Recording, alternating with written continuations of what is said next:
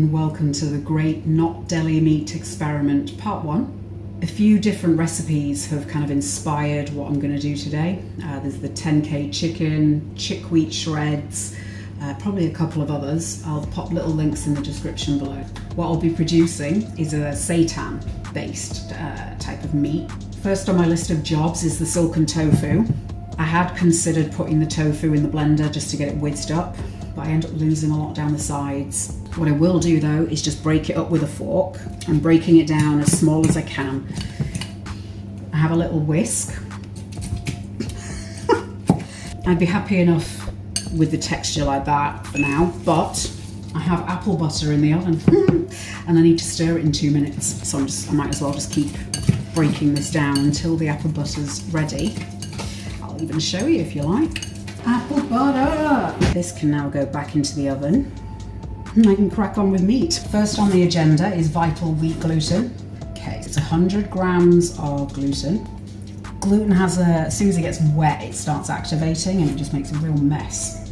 I would recommend cleaning it up. If you spill any, just clean it straight away. I'm now adding 100 grams of pea protein. Next in is 2 level-ish teaspoons of tapioca flour.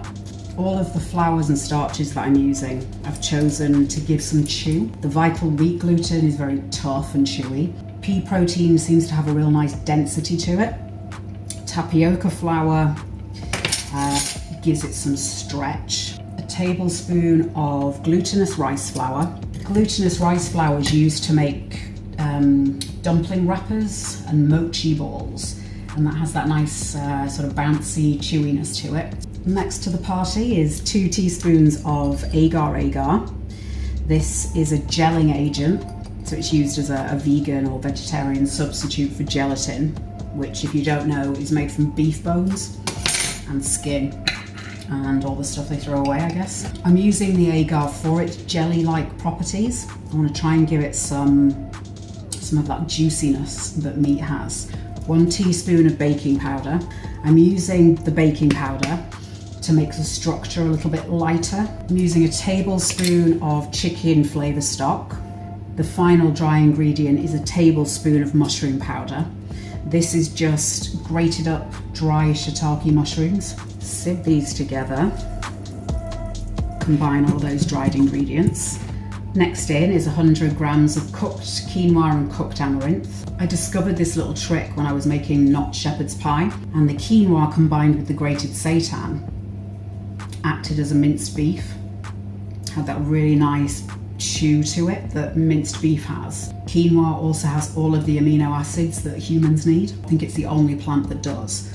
Please let me know in the comments if you know of any others. Amaranth is an ancient grain. We've eaten it for thousands and thousands and thousands of years. I'm working the quinoa into the flours, into the dry ingredients, because I want to have it as evenly distributed throughout the rest of the mix as possible. I made up a few batches of oat milk so I could freeze it yesterday. I was left over with the pulp, so that's just oats that have been blended with some water. So I'm gonna stick some of that in as well, why not? And I want 50 grams of it. Break this into it rather than dolloping it in. I'm working the oat pulp into the dry ingredients now to break up any immediate pieces that I see. Squeezing fists of it and then rubbing that through. Half a teaspoon of za'atar. This is it's a Middle Eastern spice, a blend of sesame seeds, thyme, maybe some other stuff. I've noticed when I roasted za'atar with marjoram on a cauliflower that it tasted like roast chicken. I'll try and harness that. Half a teaspoon of marjoram, and then just work the herbs into the rest of the mixture. Make a little well in the bottom of the bowl. I'm putting in 120 grams of the mashed silken tofu, 20 grams of sunflower oil. You can use any kind of flavorless oil. I'm using sunflower oil because it's nice and cheap. Next up is a teaspoon of white miso. I've chosen white for the turkey version because it's much lighter than regular brown miso. Tequila, it makes me happy. I made mushroom pate a little bit ago and I used tequila to deglaze the bottom of the pan. When it came to eating it, I noticed it had a liver vibe to it. So I think somehow the tequila kind of gives you the back notes that meat does. Maybe it's, I don't know, the enzymes or something like that. So I'm going to try putting half a teaspoon in. Obviously leave this out if you're, alcohol free or whatever. The reason I'm using boiling water is that I saw a warning not to because it makes seitan stringy.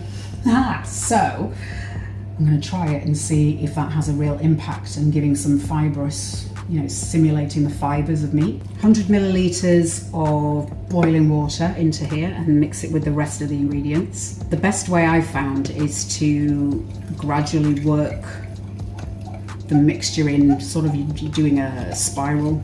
Another 50 mils of boiling water. The one thing with making seitan is you can't taste it really, because all you're going to taste is uncooked powders. Yeah, I might actually add in another tablespoon of stock. More water. So we're at 200 mils now, I think.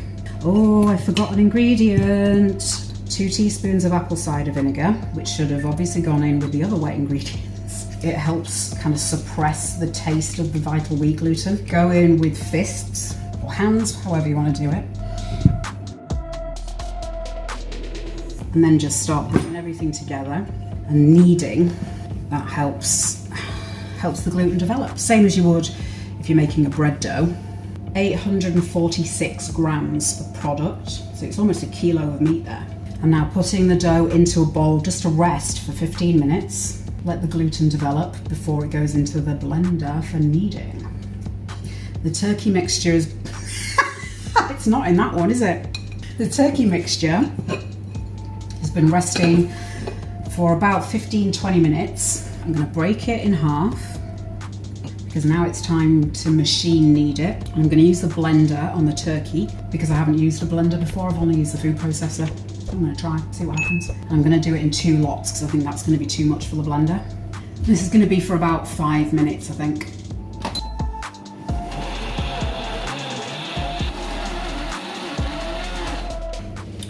It's had a minute, I'm just going to check it.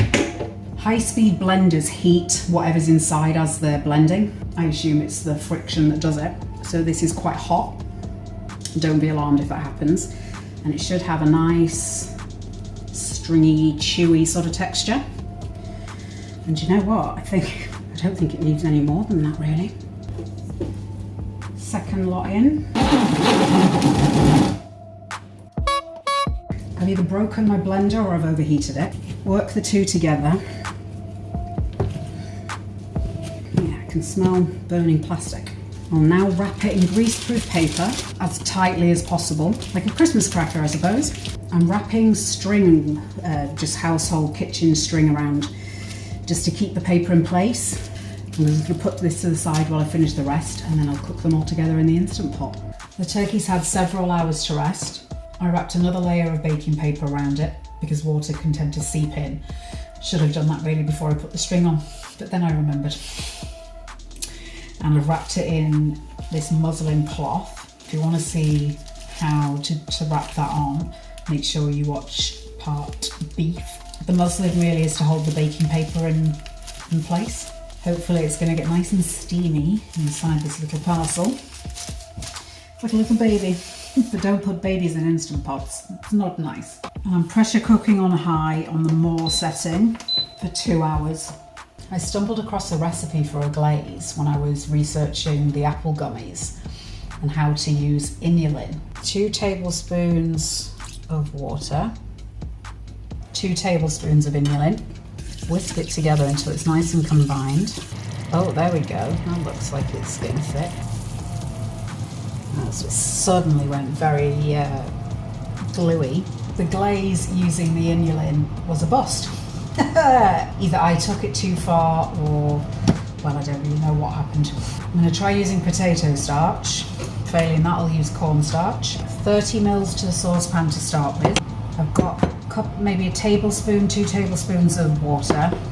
I'm making a slurry with the potato starch. That basically just means mixing some of the powder into cold water. If I add it as a powder to the main liquid, it goes really lumpy. A few drops of Maggi seasoning, a little bottle of yum, a few drops of liquid smoke, some MSG. It has a really bad reputation.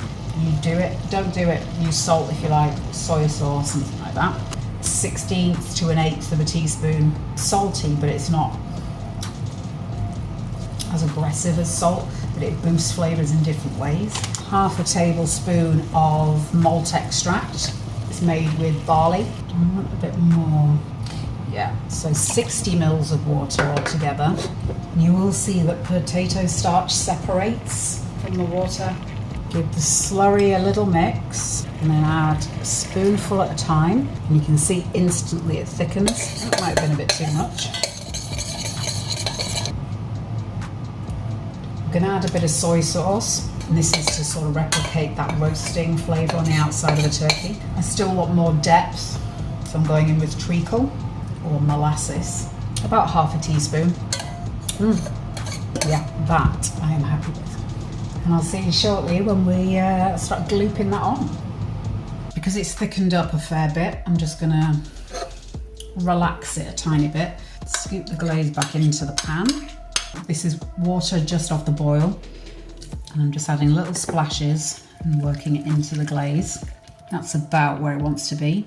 The Instant Pot dried out after 15 minutes. It burned itself dry. So I had to open it and add another cup of water.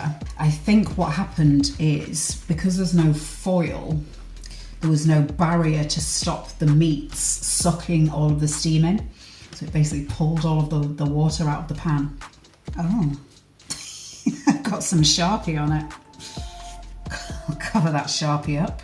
Just making sure I get it in all of the creases and crevices. I was gonna taste it. I shouldn't really, but I'm going to. Flavour's pretty good. The glaze is on and that little beauty can just stiffen up and do its thing overnight. It's the day after, so 2 days since I made the knot turkey. I dried it in the oven for 15 minutes at 80 degrees C and then turned the oven off and left it in there for an hour. But when I came to take it out, it was still quite wet. So I put it back in for 15 minutes, same temperature, but then I forgot and I didn't hear the timer go off. So it had about half an hour. I turned the oven off, left it in there for about an hour and a half, 2 hours-ish. I mean, that to me really does look like, you know, a joint of meat. And as I pull on it, you can see that there is there's a bit of a grain. The flavour of the gluten is still there, but it is much less now that it's cold. If you've made your own seitan using Vital Wheat gluten and you've found a way of getting rid of that flavour, let me know in the comments and let's try some stuff out together. I'll now put this into the fridge that I use for vegan cheese making. I guess it's got the perfect combination of temperature and humidity, and it really helps dry the cheese out. I'll put it in for 2 days, see if that makes any major changes to it. We're now 16 days after I first made the turkey. It was a very well planned out amount of time, very specific and well considered. So we can see it's quite dry. So it has got lots and lots of lovely kind of graining in there. And this bit's formed a really nice handle. I've been warming it up in this and just poaching it in that for a couple of minutes. Adds a bit of flavour but also heats it. And to freeze it, I'll just put it on a piece of greaseproof paper and it should keep in there for months. Since making the turkey, I've had a couple more ideas of different meats that I'd like to try. So make sure you hit subscribe, tap the bell icon, and that way you won't ever miss anything that lands in your inbox.